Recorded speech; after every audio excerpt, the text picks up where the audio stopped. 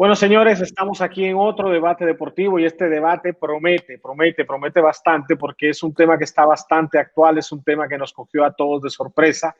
Eh, no porque la pandemia y lo que suceda con la pandemia sea en este momento una sorpresa, sino por la cantidad de afectados dentro de los Marlins en lo que es el intento de temporada de la Major League Baseball.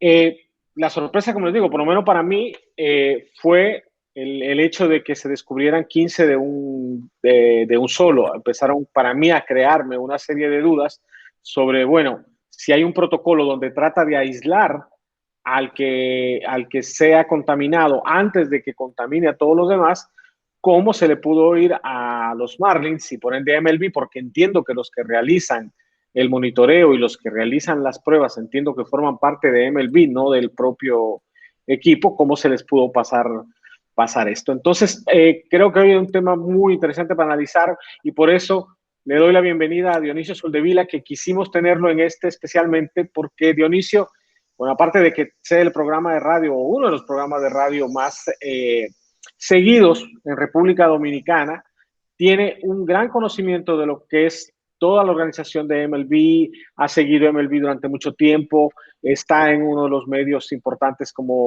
ESPN, ha sido escritor para ESPN y ha tenido la oportunidad de estar en contacto con muchas de estas organizaciones y mantiene un contacto, vamos a decirlo, casi diario de saber y conocer qué es lo que está pasando adentro de los equipos.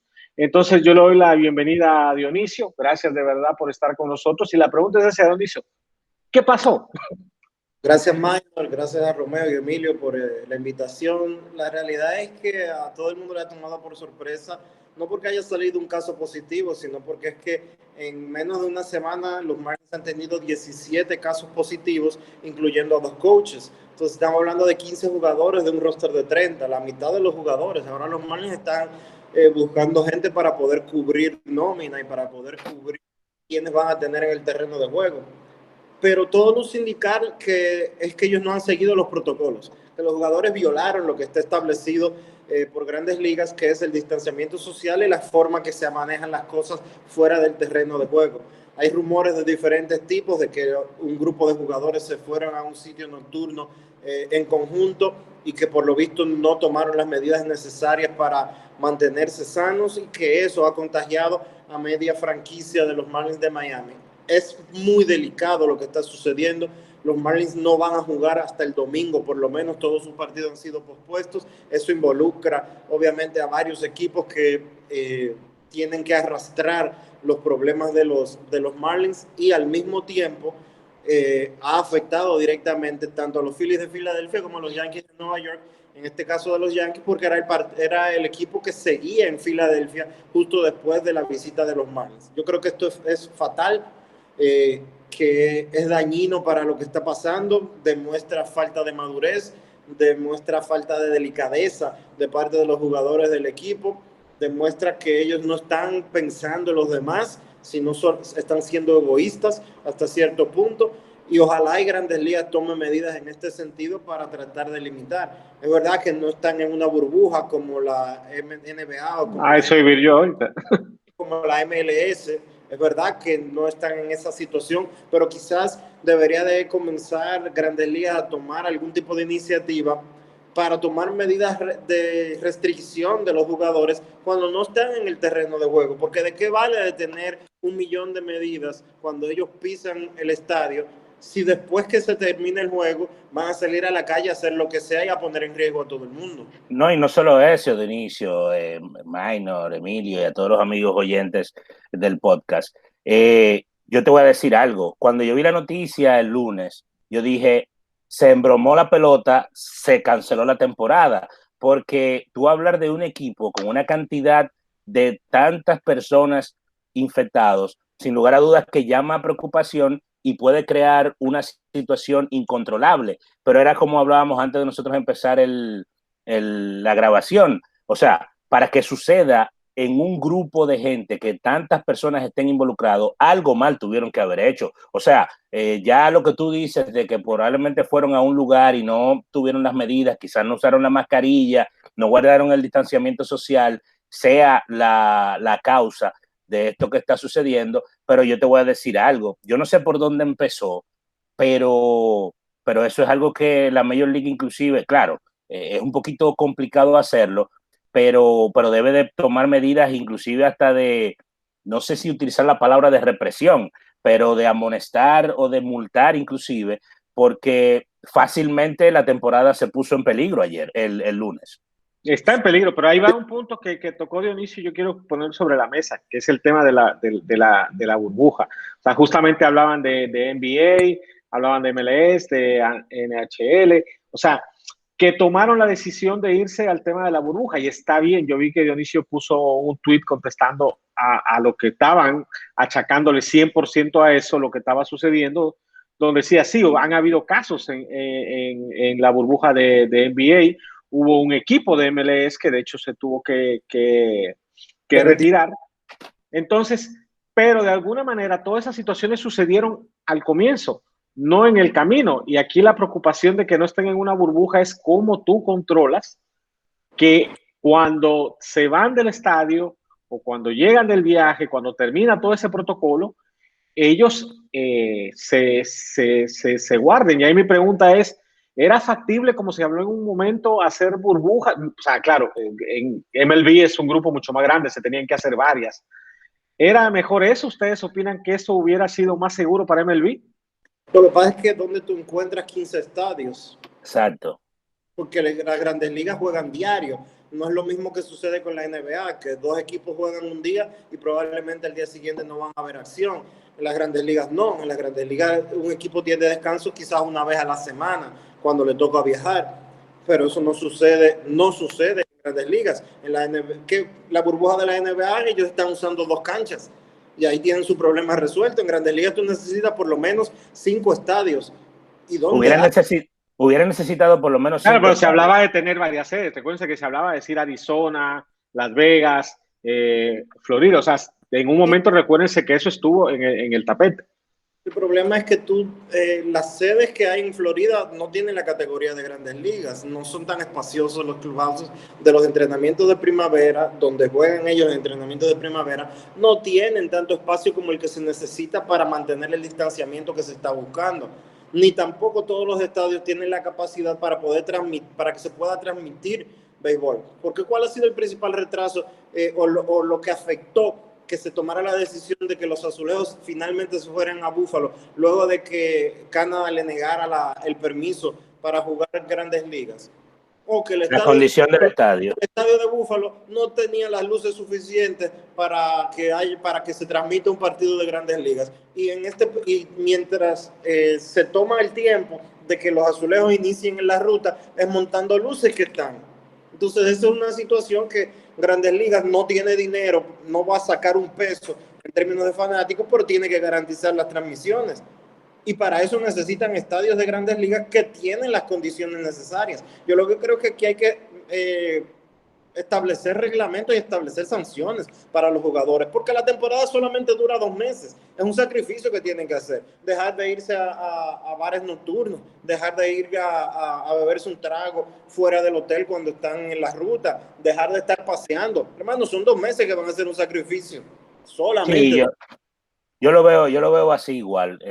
Yo estoy de acuerdo ahí con Dionisio. Un sacrificio de 2 meses que nada, después verán qué van a hacer.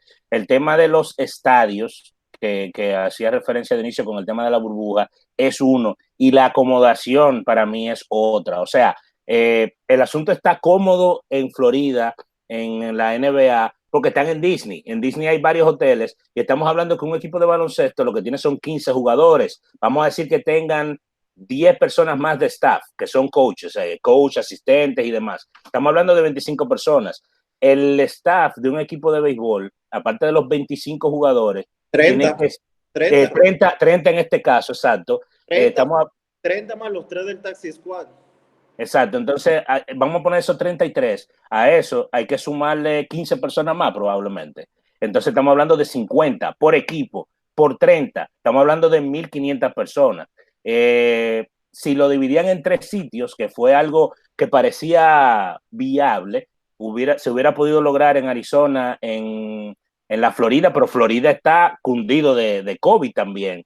Entonces también hubiera habido tal vez problemas ahí, aparte de las facilidades, como decía Dionisio, no son las más idóneas para un juego de grandes ligas ya con la televisión y todo eso. Yo te voy a decir algo, no hay fanáticos, pero según los reportes, lo que está pasando en la televisión con el béisbol es una locura en este primer fin de semana. Y yo te voy a decir algo, yo mismo soy un ejemplo. Yo no soy una gente de sentarme a ver muchos juegos de pelota corrido. Ahora mismo yo pongo, por una facilidad que tengo, MLB Network o cualquiera de los canales de los equipos y me paso el día entero con un juego de pelota puesto, por X o por Y. No, lo que pasa es que todo el mundo estaba esperando y el que está trancado en su casa lo que va a ver es deporte porque ya está cansado, porque ya en Netflix no hay suficientes películas. Yo las he visto todas.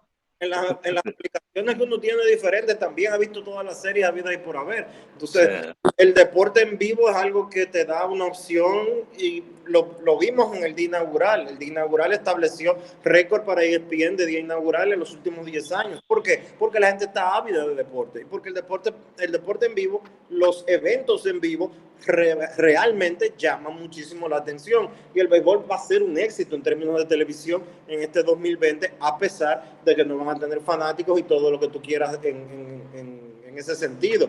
Ahora, debe de haber una responsabilidad marcada, tiene que haber un compromiso, y aquí aparentemente los peloteros no están cumpliendo con ese compromiso. Claro, y ahí todos los deportes en términos generales, porque el fenómeno con la televisión de que han sido rating mucho más altos de lo que se tenía antes de la pandemia ha sucedido en los deportes que se han podido reactivar. Incluso hay ligas, bueno, el mismo caso del béisbol, donde empezamos incluso de este lado de Latinoamérica a consumir, por ejemplo, las ligas asiáticas. O sea, porque había una necesidad la UFC emocional. La UFC ha sido una locura desde que establecieron su burbuja en Dubái. Sí, sí, o sea, y el boxeo también, que ha podido montar carteleras y todo eso. O sea, el que ha podido montar, el que ha tenido el protocolo correcto, ha sido un éxito en términos de televisión. Yo entiendo que en términos comercial, ya sea por pay-per-view o por los anuncios que han entrado en Estados Unidos, ha tenido su efecto.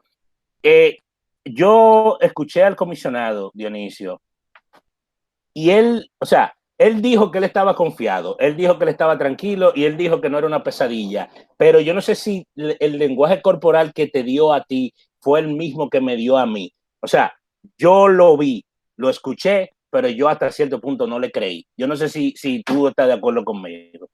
Grandes Ligas no estaba preparado quizás para que medio equipo se fuera inhabilitado. Ellos estaban preparados probablemente para uno que otro caso y esto quizás ha desbordado un poco las expectativas que tenían, pero tenemos que ser honestos. Ellos sabían que iban a tener casos positivos y por suerte pasó ahora. Por suerte ha sido un equipo de poca categoría.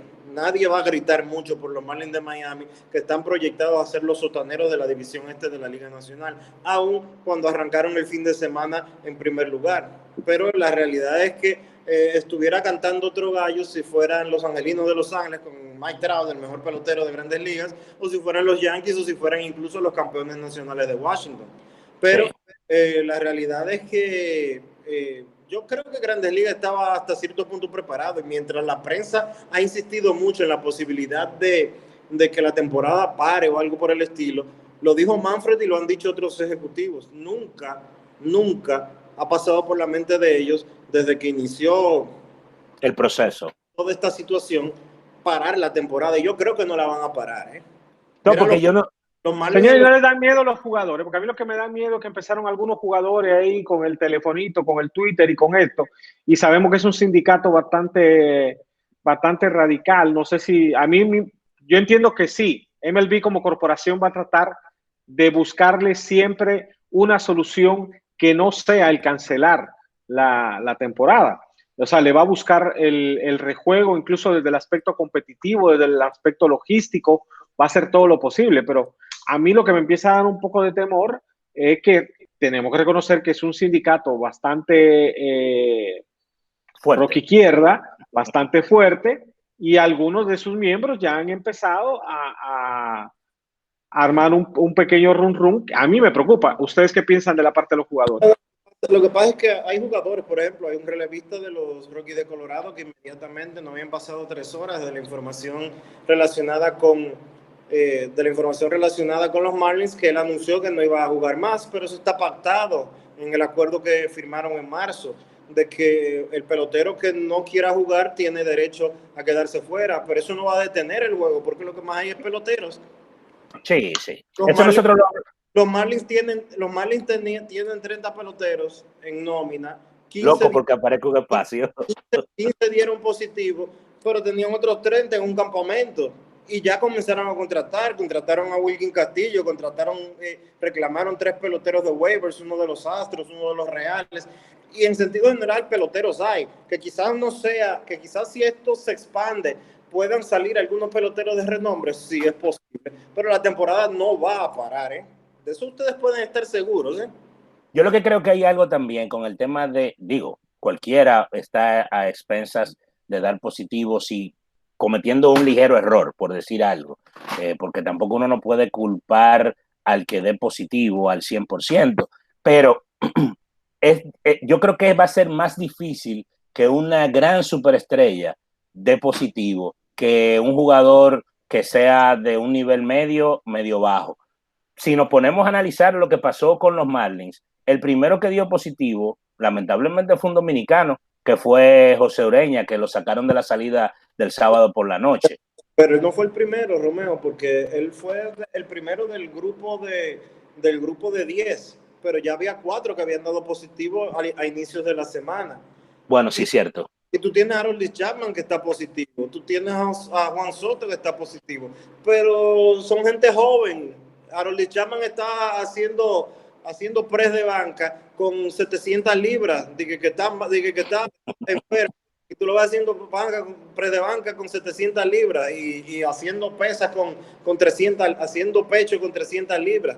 Y Juan Soto está neciando porque ha dado negativo en varias pruebas y está esperando la confirmación. Y recuerden que la gente joven puede durar 10 días y regresar.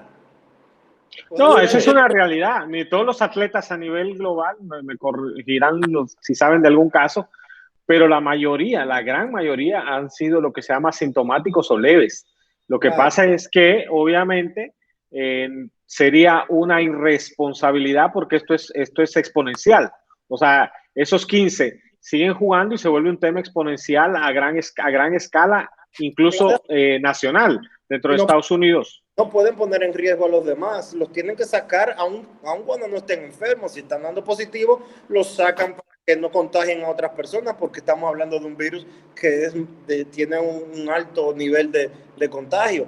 Pero en sentido general, los peloteros que han dado positivo, ninguno ha pasado de ser o asintomático o de síntomas pero muy leves.